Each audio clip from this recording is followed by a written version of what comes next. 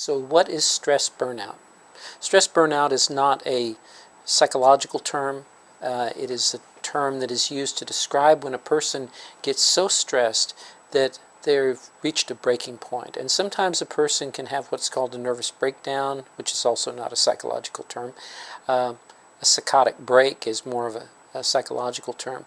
But the person becomes irrational. The stress starts to have great effects on their health.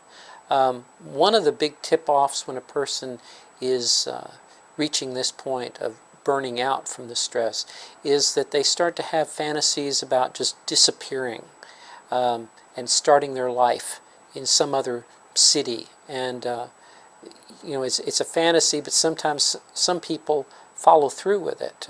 Every so often you'll hear of someone who disappeared and then turns up years and years later.